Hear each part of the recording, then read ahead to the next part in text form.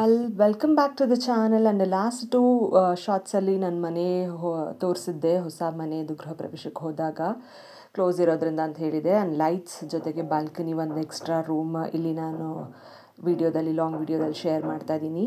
So ನೀವು ನೋಡ್ಬೋದು teak wood designs ಆಗಿರ್ಬೋದು, ಮತ್ತು ಇಲ್ಲಿ ಟೈಲ್ಸ್ ಸೆಲೆಕ್ಷನ್ಸ್ ಆಗಿರ್ಬೋದು, granite and steel work ಮೆಟ್ಲುಗಳಿಗೆ.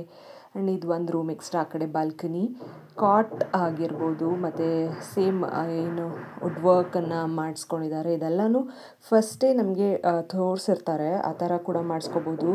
Contrast colours ಮೇಲೆ ಇಲ್ಲ ಸೆಲೆಕ್ಟ್ ಮಾಡ್ಕೋಬೋದು.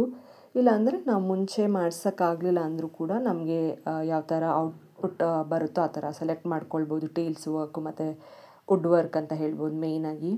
ಸೊ ಇಲ್ಲಿ ಮಿರರ್ ಇದೆ, ಇದನ್ನು ಮುಗಿಸ್ಕೊಂಡು ಈ ಕಡೆ ಬಾಲ್ಕನಿ, ಟಾಯ್ಲೆಟ್ ಎಕ್ಸ್ಟ್ರಾ ಇದೆ, ವಾಶ್ರೂಮ್ ಇದೆಲ್ಲನೂ ಅಲ್ಲಿ ಔಟ್ಸೈಡ್ ಇದೆ ಸಪ್ರೇಟಾಗಿ. ಜಸ್ಟ್ ರೂಮ್ ಮಾತ್ರ ದೊಡ್ಡದಾಗಿದೆ. ಇಲ್ಲಿ ಬಟ್ಟೆ ಎಲ್ಲ ವಾಶ್ ಮಾಡ್ಕೊಳ್ಳೋದಕ್ಕೆ. ಆ ಕಡೆ ಒಂದು ಸ್ಟೋರ್ ರೂಮ್ ಇದೆ, ಮೇಲ್ಗಡೆ ಟ್ಯಾಂಕ್ ರೂಮ್ ಇದೆ ಅಂದೆ ನಾನು. ಸೊ ಅದು ಕೂಡ ಎಲ್ಲ ನೋಡಿಕೊಂಡು ವ್ಯೂ ನೋಡಿ, ಈ ಥರ ಎಲ್ಲ ಈಗ ಡೆವಲಪ್ ಆಗ್ತಾಯಿದೆ ಏರಿಯಾ. ಆ್ಯಂಡ್ ಟೈಲ್ಸ್ ವರ್ಕ್ ಆಗಿರ್ಬೋದು, ಎಲ್ಲ ವಾಷಿಂಗ್ ಮಿಷಿನ್ ಇಟ್ಕೊಳ್ಳೋಕ್ಕೆ ಸ್ಟೋರ್ ರೂಮ್ ಆಗಿರ್ಬೋದು, ಲಾಫ್ಟ್ಸ್ ಆಗಿರ್ಬೋದು, ಫಾಲ್ ಸೀಲಿಂಗ್ ಆಗಿರ್ಬೋದು, ಎಲ್ಲ ಕ್ಲಿಯರಾಗಿ ಮಾಡಿಸ್ಕೊಂಡಿದ್ದಾರೆ. ಆ್ಯಂಡ್ ಯೂಶ್ವಲಾಗಿ ಕೆಲವ್ರು ಮಾತ್ರ ಮಾಡಿಸ್ಕೊಳ್ತಾರೆ. ಆ್ಯಂಡ್ ನಾವು ಅಷ್ಟಾಗಿ ಮಾಡಿಸ್ಕೊಂಡಲ್ಲ, ಬಿಕಾಸ್ ನಾವು ಲ್ಯಾಂಡ್ ಮೇಲೆ ಇನ್ವೆಸ್ಟ್ ಮಾಡೋಣ ಅಂತ. ಇಟ್ ಡಿಪೆಂಡ್ಸ್ ಯಾರು ಯಾವ ಥರ ಇನ್ವೆಸ್ಟ್ ಮಾಡ್ತಾರೆ, ಅಮೌಂಟ್ ಇರುತ್ತೆ ಅದ್ರ ಮೇಲೆ ಹೋಗುತ್ತೆ. ಸೊ ಇವತ್ತು ಒಂದು ಹಾಗೆ ಮಿಲೆಟ್ ರೆಸಿಪಿ ತೋರಿಸ್ತಾ ಇದ್ದೀನಿ. ಸೊ ಯಾವುದೇ ಮಿಲೆಟ್ಸ್ ಕೂಡ ನಿಮಗೆ ಡಿಮಾರ್ಟಲ್ಲಿ ಇಲ್ಲಾಂದರೆ ಮೆಟ್ರೋಲಿ ಸಿಗ್ತಾನೆ ಇರುತ್ತೆ. ಆ್ಯಂಡ್ ಲೂಸ್ ಕೂಡ ನೀವು ಬೈ ಮಾಡ್ಬೋದು, ನನ್ನ ಲಾಸ್ಟ್ ವೀಡಿಯೋಸಲ್ಲಿ ಹೇಳ್ದಾಗೆ. ಸೊ ಈಗ ನಾನು ಅವೆರಡನ್ನೂ ಪೊಂಗಲ್ಗೆ ಬೇಯಿಸ್ಕೊಳ್ತಾ ಇದ್ದೀನಿ. ಹೇಗೆ ರೈಸ್ ಮತ್ತು ಇದನ್ನು ಮೂಂಗಲ್ಲಿ ಹಾಕ್ತೀವಿ ಹಾಗೆ ಬೇಯಿಸ್ಕೊಂಡು ನಾನು ಇಲ್ಲಿ ಒಗ್ಗರಣೆ ಕೊಟ್ಕೊಳ್ತಾ ಇದ್ದೀನಿ. ಆಯಿಲ್ ಹಾಕಿ ಮತ್ತು ಸಾಸಿವೆ, ಜೀರಿಗೆ, ಒಂದು ಸ್ವಲ್ಪ ತುಪ್ಪ ಹಾಕಿದ್ದೀನಿ. ಕರಿಬೇವು, ಕ್ರಷ್ ಮಾಡಿರುವಂತಹ ಬೆಳ್ಳುಳ್ಳಿ, ಮೆಣಸಿನ್ಕಾಯಿ ಮತ್ತು ಪೆಪ್ಪರ್, ಗುಂಟೂರು ಮೆಣಸಿನ್ಕಾಯಿ ಯೂಸ್ ಮಾಡ್ಕೊಳ್ತಾ ಇದ್ದೀನಿ. ಫ್ಲೇವರ್ ಚೆನ್ನಾಗಿರುತ್ತೆ ಅಂತ, ಖಾರ ಕೂಡ ಕಮ್ಮಿ ಇರುತ್ತೆ, ಯಾಕಂದರೆ ಪೆಪ್ಪರ್ ಮತ್ತು ಗಾರ್ಲಿಕ್ ಹಾಕಿರ್ತೀವಲ್ಲ. ಹಾಗೆ ಇದು ಮಕ್ಳಿಗೆ ಯಾವಾಗಲೂ ಕೋಲ್ಡ್ ಆಗ್ತಿರೋದ್ರಿಂದ ಒಳ್ಳೆ ಬೆಸ್ಟ್ ರೆಸಿಪಿ ಅಂತ ಹೇಳ್ಬೋದು. ಮನೆಯವರು ಕೂಡ ತುಂಬ ಇಷ್ಟಪಟ್ಟು ತಿಂತಾರೆ. ನೀರು ಹಾಕಿ ಸ್ವಲ್ಪ ಹೊತ್ತು ಬೇಯಿಸ್ಕೊಂಡ್ರೆ ಬೆಂದಿರೋ ಅಂತಹ ರೈಸ್ ಮಿಲ್ಲೆಟ್ ಮತ್ತು ಮೂಂಗ್ ದಾಲ್ನ ಆ್ಯಡ್ ಮಾಡಿಕೊಂಡ್ರೆ ಇದು ರೆಡಿ ಆಗಿರುತ್ತೆ. ಯಾರ್ಯಾರಿಗೆ ಲಂಚ್ ಬಾಕ್ಸ್ಗೆ ಕೂಡ ಅವ್ರ ಆಫೀಸ್ಗೆ ಸಮ್ಟೈಮ್ಸ್ ಹೈಬ್ರಿಡ್ ಹೋಗಬೇಕು ಅಂದಾಗ ಬಾಕ್ಸ್ಗೆ ಹಾಕ್ಕೊಡ್ಬೋದು. ಸೊ ಇಲ್ಲ ಲಂಚ್ ಮಾಡ್ತೀನಿ ಅಂದರೆ ಲಂಚ್ ಕೂಡ ನಾನು ಸಾಂಬಾರು ಪ್ರಿಪೇರ್ ಮಾಡಿರ್ತೀನಿ.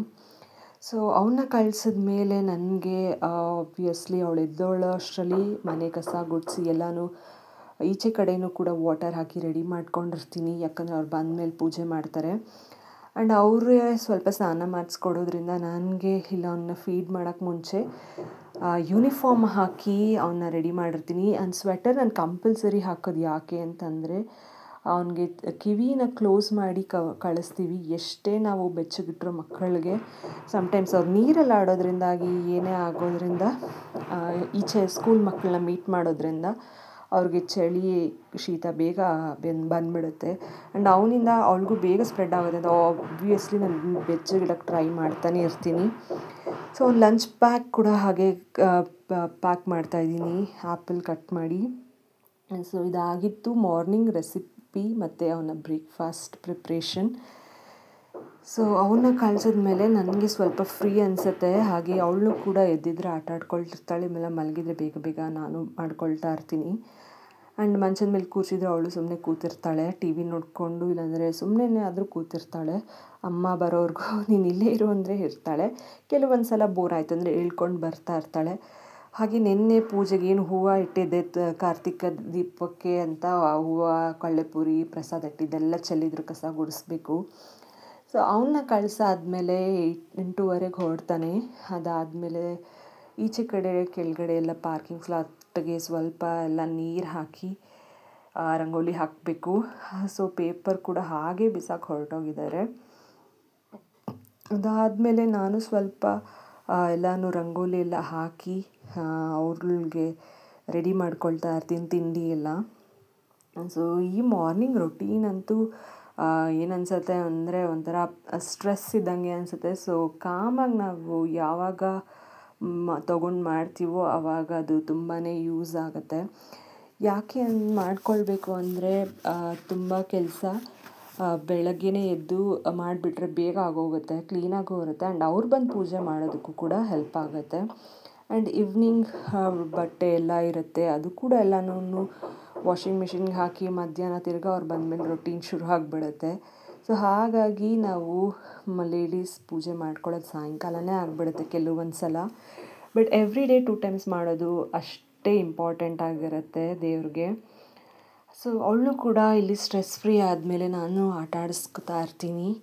ಅವಳಿಗೆ ಟೆರೆಸ್ ಮೇಲೆ ಹಾಗೆ ತಿನ್ನಿಸ್ಕೊಂಡು ಮಧ್ಯಾಹ್ನ ಅವ್ನು ಬರಲಿ ಅಂತ ಕಾಯ್ತಾ ಬಂದಮೇಲೆ ಊಟ ಮಾಡಿಸ್ಕೊಳ್ತೀನಿ. ಇಲ್ಲ ಅಂದರೂ ಕೂಡ ಅವಳು ಒಬ್ಳೇನೂ ಊಟ ಮಾಡ್ಕೊಳ್ತಾಳೆ. ಏನಾದರೂ ಈ ಥರ ಕ್ಲಿಪ್ ಆಗಿರಲಿ, ಮೇಲ್ಗಡೆ ಇರೋಂತಹ ಗಾರ್ಡನಿಂಗ್ ಐಟಮ್ಸ್ ಜೊತೆಗೆ ಆಟ ಆಡಿಕೊಂಡು ಊಟ ಮಾಡ್ಕೊಳ್ತಾಳೆ. ನೀರು ಜೊತೆಗೆ ಕಮ್ಮಿ ಮಾಡ್ತೀನಿ ಆಬ್ವಿಯಸ್ಲಿ, ಬೇಡ ಅಂತ. ಇದಾಗಿತ್ತು ಮಂಡೇ ಕಾರ್ತಿಕ ಸೋಮವಾರ ಶಿವನ ಪೂಜೆ ಮತ್ತು ಗೃಹ ಪ್ರವೇಶದ ಕೆಲವೊಂದು ವೀಡಿಯೋಸ್ ಆಗಿರ್ಬೋದು ಆ್ಯಂಡ್ ಟುಡೇ ಟ್ಯೂಸ್ಡೇ ಬ್ಲಾಗ್ ಆಗಿರ್ಬೋದು ವಿತ್ ಮೋರ್ ರೊಟೀನ್. ಹಾಗೆ ಎಲ್ಲ ಫೋಟೋಸ್ನು ಶೇರ್ ಮಾಡಿದ್ದೀನಿ. ಆ್ಯಂಡ್ ಸಂಡೇ ಕೂಡ ನಾವು ಮ್ಯಾಂಗ್ಳೂರ್ ಸ್ಟೈಲ್ ಹೋಟೆಲ್ಗೆ ಹೋಗಿದ್ವಿ, ಒಂದು ಬರ್ತಡೇ ಕರ್ಕೊಂಡು ಹೋಗೋಕ್ಕಾಗಿರಲಿಲ್ಲ ಅಂತ. So hope you enjoy this video. Share ಮಾಡಿ, ಸಬ್ಸ್ಕ್ರೈಬ್ ಮಾಡಿ and keep watching. Thank you so much.